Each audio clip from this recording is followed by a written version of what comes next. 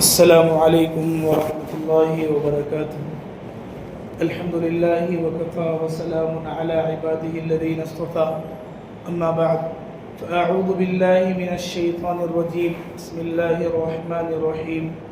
فإن آمنوا بمثل ما آمنتم به فقد اهتدوا وإن تولوا فإنما هم في شقاق فسيكفيكهم الله وهو السميع العليم۔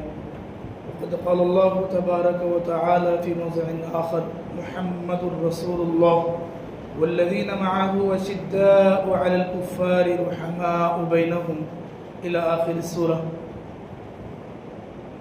عن النبي صلى الله عليه وسلم قال: لا تسبوا أصحابي، وقال صلى الله عليه وسلم: فإذا رأيتم الذين يسبوا أصحابي فقولوا لعنت اللہ علیکم علی شرکم، او کما قال صلی اللہ علیہ وسلم۔ نہایت ہی محترم و مکرم حاضرین و سامعین، جیسا کہ آپ حضرات جانتے ہیں، گزشتہ ہفتے بھی آپ حضرات کے سامنے حضرات صحابہ کرام رضوان اللہ علیہم اجمعین کی عظمت، محبت، ان کی عقیدت اور خصوصاً اصحاب میں اہل بیت اطہار رضی اللہ عنہم، ان میں بھی اولین درجہ قرآن مقدس کی روح سے اہل بیت میں جن کا ہے وہ آپ علیہ الصلوۃ والسلام کی ازواج مطہرات ہیں، جیسا کہ سورہ احزاب کی آیت ہے۔ اللہ تعالیٰ فرماتے ہیں: انما یرید اللہ لیذھب عنکم الرجس اہل البیت ویطہرکم تطہیرا۔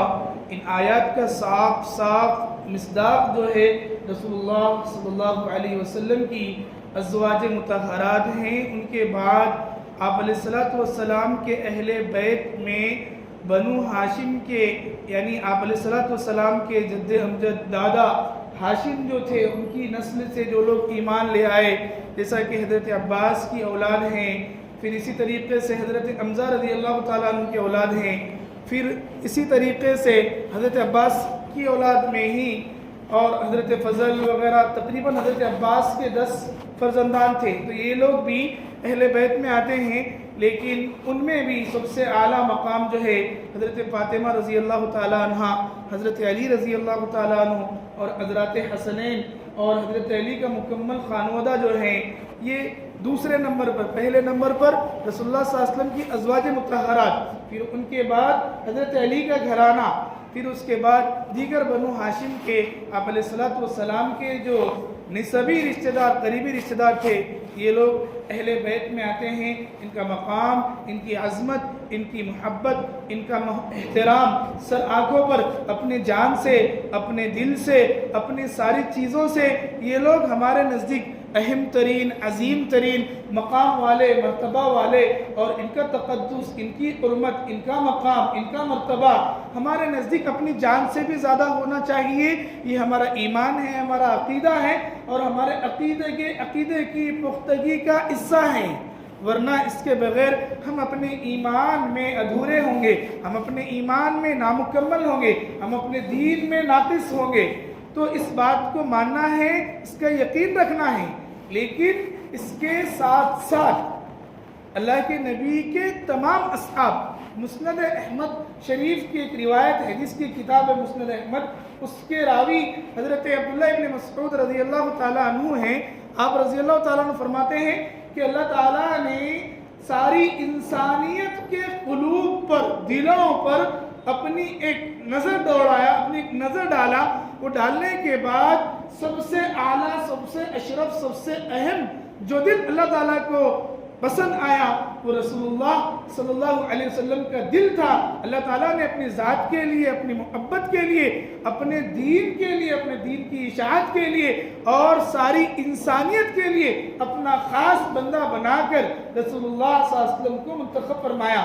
اس کے بعد اللہ تعالیٰ نے آپ علیہ الصلوۃ والسلام کے انتخاب کے بعد پھر انسانیت کی دلوں پر نظر ڈالا۔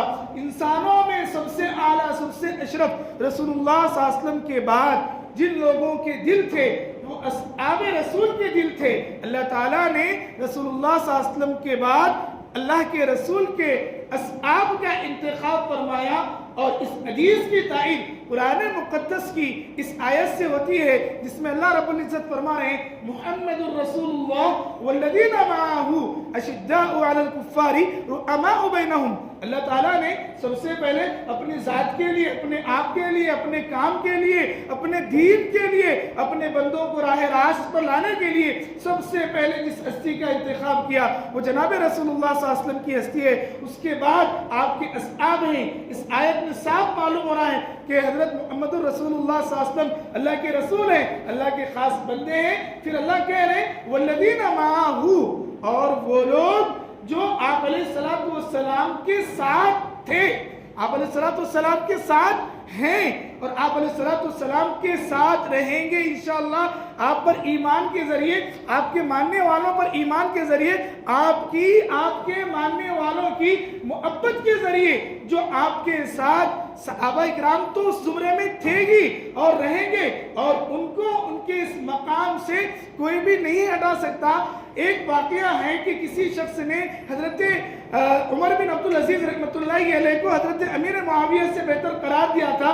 تو اس وقت حضرت امیر معاویہ نے کہا، حضرت عمر بن عبدالعزیز رحمۃ اللہ علیہ نے کہہ دیا تھا کہ حضرت امیر معاویہ رضی اللہ تعالیٰ عنہ اللہ کے راستے میں جہاد کرتے ہوئے اپنے گھوڑے پر سوار ہو کر جس جوش، جس جذبے کے ساتھ اللہ کے راستے میں جہاد کیے، حضرت امیر معاویہ کا گھوڑے کا جوش، اور اس جوش کے ساتھ اس گھوڑے کے ٹاپوں میں، اس کے پیروں میں جو ٹاپ لگی ہوتی ہے، ان ٹاپوں میں آنے والے ایک دھول کے ذرے کے برابر بھی عمر بن عبدالعزیز نہیں ہو سکتا. چہ جائے کہ عمر بن عبدالعزیز حضرت امیر معاویہ سے بہتر ہو جائے. تو بعض لوگ جو ہیں اللہ کے نبی کے اہل بیت کی محبت کا دعویٰ کرتے ہوئے دوسرے صحابہ کو ٹارگٹ کر رہے ہیں، نشانہ بنا رہے ہیں. اسی سلسلے میں آپ حضرات کے سامنے تفصیل سے بات گزشتہ ہفتے سے اور اس سے پہلے والے ہفتے سے آ رہی ہے.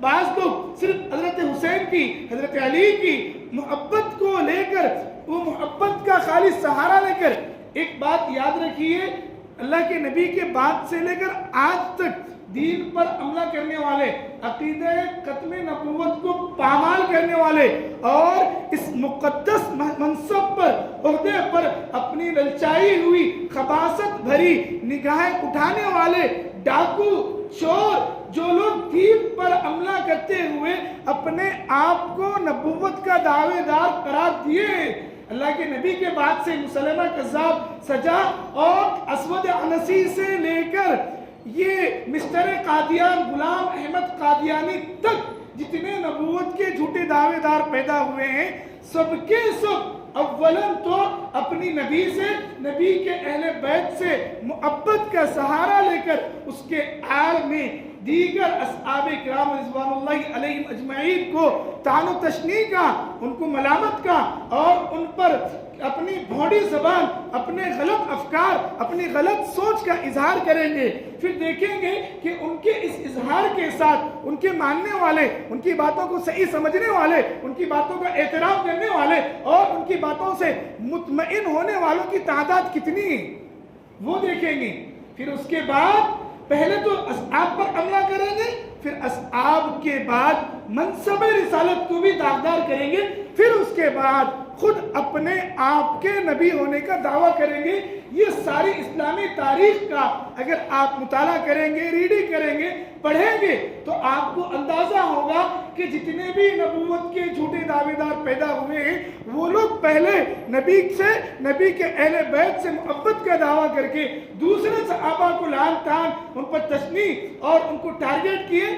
اب صحابہ کا تقدس، ان کی حرمت، ان کے ناموس، ان کی عزت محفوظ نہیں رہی تو اس کے بعد یہ ڈاکو لوگ اور آگے بڑھ کر منصب رسالت پر بھی حملہ کیے ہیں. تو آج بھی سوشل میڈیا پر مارکیٹ میں روزانہ نت نئے فتنے. ایک حدیث ہے، ایک کالج کا اسٹوڈنٹ میرے پاس آیا، میرے پاس آ کر کہہ رہا ہے کہ میں حضرت امیر معاویہ کی عزت، میرے خود اپنے پاس میں حضرت امیر معاویہ کی عزت نہیں کرتا. کیوں بھائی؟ تو نوجوان بول رہا کہ صحیح مسلم شریف کی روایت ہے، آقا علیہ السلام نے حضرت امیر معاویہ کو بد دعا دی. بولا ایسا نہیں ہو سکتا، مسلم شریف میں ہے، آپ غلط ہو سکتے ہیں مول صاحب، مسلم شریف غلط نہیں ہو سکتی. وہ کتابی دین، آسان دین کے پیچھے جا رہا ہے، کسی کی اتباع کر رہا ہے، کسی کو سوشل میڈیا پر مستقل سن رہا ہے اور اس کی سنائی ہوئی حدیثوں کی غلط تشریح کو سمجھتے ہوئے فتنے کا شکار ہو رہے ہیں. تو ایک حدیث کو پیش کیا لا اشبع اللہ بطنہ. واقعہ یہ ہے کہ اللہ کے نبی حضرت امیر معاویہ کو ایک مقام پر بلائے, یاد فرمائے. حضرت ابن عباس کو بھیجے تھے بلانے کے لیے. تو وہ دیکھیں کہ حضرت امیر معاویہ کھانا کھا رہے ہیں. کسی بھی روایت میں یہ نہیں ہے کہ حضرت ابن عباس رضی اللہ تعالیٰ عنہ ان کے پاس جا کے بولے کہ اے امیر معاویہ رضی اللہ تعالیٰ عنہ آپ کو رسول اللہ صلی اللہ علیہ وسلم یاد فرما رہے ہیں, بلا رہے ہیں. صحابہ اپنی جان, اپنے اہل و عیال, اپنا سب کچھ رسول کے باتوں پر قربان کر دیے. تو کیا رسول کے بلانے پر کھانا چھوڑ کر ایک صحابی نہیں آ سکتے تھے؟ لیکن اس حدیث کی تشریح کرتے ہوئے وہ شخص کہتا ہے کہ حضرت امیر معاویہ کو رسول اللہ صلی اللہ علیہ وسلم 3 مرتبہ بلائے تو بھی حضرت امیر معاویہ نہیں گئے. تو رسول اللہ صلی اللہ علیہ وسلم بولے اللہ اس کا پیٹ کبھی نہ بھرے. بھئی ہم ایک حصے مثال سے سمجھ سکتے ہیں, کوئی دوست کسی دوست کو یاد کر رہا ہے, بلا رہا ہے, مدعو کر رہا ہے, اور اس کو بلانے والا جا کر کہہ رہا ہے کہ وہ کھانا کھا رہے ہیں, وہ کھانا کھا رہے ہیں. تو ہم لوگ بھی بولتے کتنا بڑا پیٹ ہے, کب سے کھا رہا. حضرت امیر معاویہ کو حضرت ابن عباس یہ بالکل نہیں بولے کہ آپ کو رسول اللہ صلی اللہ علیہ وسلم بلا رہے ہیں. اگر انہوں بولتے پھر اللہ کے نبی بولتے, اور واقعتاً اللہ کے نبی کے جو الفاظ ہیں بدعا پر محمول ہوتے تو محدثین اس کی تشریح کرتے, لیکن اس کی غلط تشریح کرتے ہوئے نوجوانوں کو گمراہ کیا جا رہا ہے. تو اس طریقے کے صحابہ کی جو توہین ہے, صحابہ کے خلاف جو باتیں ہیں, ایسے باتوں کے عقائد سے اپنے آپ کو باز رکھیں, اور سوشل میڈیا پر جو غلط چیزیں چل رہی ہیں ان باتوں میں نہ آئیں. اپنے آپ کو باز رکھیں, اور صحابہ کی محبت ہی ہمارے دین کا حصہ ہے. صحابہ کی محبت سے ہی ہمارا دین محفوظ ہے. اس بات کا ہم لوگ مکمل طور پر لحاظ رکھیں. اللہ تعالیٰ سے دعا ہے کہ اللہ تعالیٰ ہمیں صحابہ کرام رضوان اللہ علیہم اجمعین کا حقیقی محب بنائے. آمین یا رب العالمین. وآخر دعوانا الحمدللہ. اے رسول امی خاتم المرسلین, تجھ سا کوئی نہیں, تجھ سا